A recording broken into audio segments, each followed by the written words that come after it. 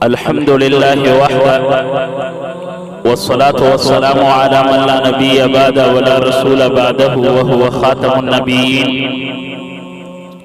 دا یو معزز او محترم روختنه کړی دا چې د خارج د کفري ممالکو کې یعنی اوسېدل او حالت بیا د هغه ملک تابعیت یعنی قبولیت اخیستل دا د شریعت له نظره څنګه دي. محترم مسلمانان اصلا خو به ضرورت په غیر مسلم ملک کې اوسېدل خلک دي ځکه کفري محیط حتما د سړي په اعمال او عقاید تاثیر کوي او دا خبره څرګنده او واضحه ده په دې کې د هیڅ چا اختلاف نشته چې د ماحول ځانګړی اثر وي. نو د دې مسلې په باره کې علماء کرامو په غیر مسلم ملک کې د اوسېدلو لپاره لاندې صورتونه جایز بللي دي، یعنی هغه صورتونه چې مستثنا دي په کفري ملک کې اوسېدل او تابعیت اخیستل. اول د درملنې دپاره چې په خپل ملک کې نه وي هلته درملنه ناشونې وي، په خپل ملک کې ناممکنه وي، نو بیا د درملنې د خاطره ته کولی شي چې کفري ملک هېواد ته لاړ شي. همدارنګه د یو عالم دین د خاطره دا خبره هم جایزه ده چې د اسلام د مقدس دین د دعوت لپاره خلک راوبلي، د اسلام حقانیت د کفارو او د هغوی ترمنځ دا یو خپور کړي او نشر کړي او کفارو ته یعنی بالخصوص ما هو المقصود خبره دا ده چې دین طرف ته دعوت ورکړي. او یو دا خبره هم ده که په خپل ملک کې بغیر د ضرورت سخت زیات زوري دتا مال ته نفس ته خطروي نو هم کولای شي چې بیا کفري ملک ته ولاړ شي.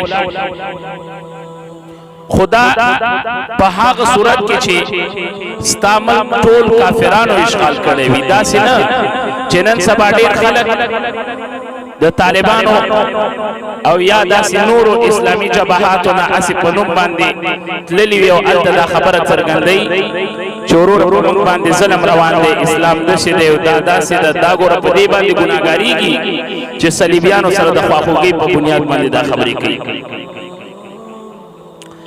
نو را به شو دې مسلې ته چې دې نه سوا عام کس چې په کفري ملک کې اوسېږي د هغه تابعیت اخلي هغه څنګه ده. نو عزتمندو مسلمانانو یو مسلمان ته هم دا جایز نه ده چې د کفري ملک تابعیت ترلاسه کړي، ځکه دا د کفري ملک تابعیت ترلاسه کول دا کفارو سره بعینه دوستی مدد او د هغوی د باطل عقیدې یو تایید دی او د هغوی د باطلو عقیدو د افعالو د کردارو یو مضبوطول. الله تبارک و تعالی په قرآن عظیم الشان کې فرمایي ان الذين توفاهم الملائكة ظالمي انفسهم قالوا فيما كنتم قالوا كنا مستضعفين في الارض قالوا الم تكن ارض الله واسعة فتهاجروا فيها فاولئك مأواهم جهنم وساءت مصيرا. نو عزت مندو دا کم آیات مبارک چې معلوم ولوست د دې ترجمه ده، یعنی کوم خلک چې پر خپلو نفسونو باندې ظلم کاوه پرښتو له هغوی څخه د هغوی د ساه اخیستلو په وخت کې پوښتنه وکړه تاسې په څه حال کې اخته وئ؟ هغوی ځواب ورکړ چې موږ په ځمکه کې کمزوري او مجبور وو.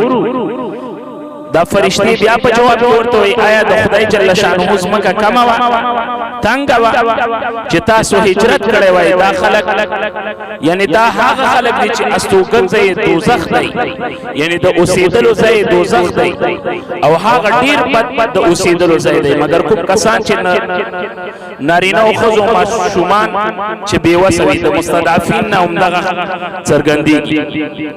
خو علامه ابن کثیر رحمه الله د دې آیت شریف په تفسیر کې لیکلي دي او تفسیر فرمایلی دی دغه آیات د هغه کسان په باره کې دی چې د کفارو په ملک کې اوسېږي خو دیني مسایل او شعائر نشي انجام کولی، سره د دې چې د هجرت کولو توان لري خو هجرت نه کوي، نو دغه کسانو په اتفاق د امت پر خپل ځان ظلم کړی دی چې د یو حرام عمل مرتکب شوي. نو که په دغه حالت باندې دوی ته مرګ راشي نو نعوذ بالله من ذلك دوی تاوانیان دي د دوی دنیا او آخرت برباد شو. نبی علیه الصلاۃ والسلام مبارک یو بل حدیث دی، محمد رسول الله صلی الله علیه وسلم فرمای چې انا بریء من کل مسلم یقیم بین المشرکین، بریء بیزار من کل مسلم د هر هغه مسلمان یقیم بین المشرکین چې هغه اوسیږي په مابین د مشرکانو کې. نو په مابین د مشرکانو کې بغیر د عذر شرعي نه او دا کم بعض صورتونه چې ما مخکې پورتني ذکر کړل او ستاسو حضور ته مې وړاندې کړل، د دین علاوه چې نور بیا په دغه کفري ممالکو کې اوسېږي، نو په دغه حالت کې نعوذ بالله من ذلک پناه غواړو په الله سره د داسې حالت نه. نو که مرګ ورته راشي دوی تاوانیان دي، دوی دنیا او آخرت برباده شوه.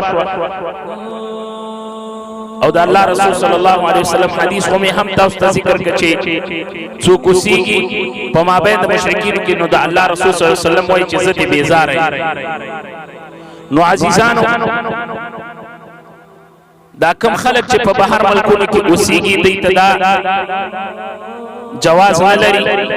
یو خدا ملکونه حربیان دي، د ګران افغانستان باندې اشغال کړی دی او حربي ممالکو کې هیڅ کله اوسېدل جواز نه لري. نو عزیزانو څونه کولای شي چې تاسو بیرته راځئ؟ دا خبره څه دلیل کې نه وړاندې کوي. ډېر خلک په دلیل کې دا خبره وړاندې کوي چې ولا د فلانکي مولوي صاحب ورور ته دی، د فلانکي مولوي صاحب د فلانکي شیخ صاحب درې زمن تللی دي. دا کوم دلیل کې نه وړاندې کوي. مسله دغه مسله ده چې کوم ما درته وکړه. نو بیا کم افراد چې په بهر ملکونو کې پراته دي او په کفري ممالکو کې میشت دي او د خپل وطن څخه لرې دي، هغه مسلمانانو ته د ازما پیغام دی چې عزتمندو مسلمانانو کوښښ وکړئ خپل دین ته خلک راوبلئ، ځکه تاسې اوس د هغه هېواد له ژبې سره بلد یاستئ او هغه خلک چې هلته اوسېږي هغه ژبه تاسو کامل زده کړې ده، کولی شي چې په ښه طریقه باندې هغې پوه کړئ. دا د هر مسلمان مسؤلیت دی. او که مو دا پر وس پوره نه وي نو د خپل دین څخه په کلکه دفاع وکړئ، خپل دین باندې کلک اوسېږئ، د الله جل شانه د شعایرو او د الله جل شانه د اوامرو خیال وساتئ. ډیر احتیاط وکوئ، کوشش کوئ چې دا اسلامي سایډونه وګورئ، اسلامي صفحات وګورئ، په سوشل میډیا باندې د دین سره متصل اوسئ. الله جل شانه دې زموږ دنیا آخرت ښایسته کړي. دغه مسله چې چا اورېدلې وي ان شاء الله د ټولو په حضور کې دا درخواست دی، الله دې هغه شخص ته اجر عظیم ورکړي چې چا دا نشر کړه، لایک یې کړه او مزید نور مسلمانانو ته ورسوله. نشر او اشاعت او شیروالی کوي عزتمندو، په دې باندې ستاسو یوه ثانیه وخت ضایع کېږي، خو تاسو چې دا نشر کوئ ستاسو د وجې نه چې الله جل شانه یو شخص ته هدایت وکړي، نو دا تاسو ته موږ ټولو ته د فخر او افتخار خبره ده او الله جل شانه به په دې باندې اجر عظیم ممترا کوي. واخر دعوانا الحمد لله رب العالمين.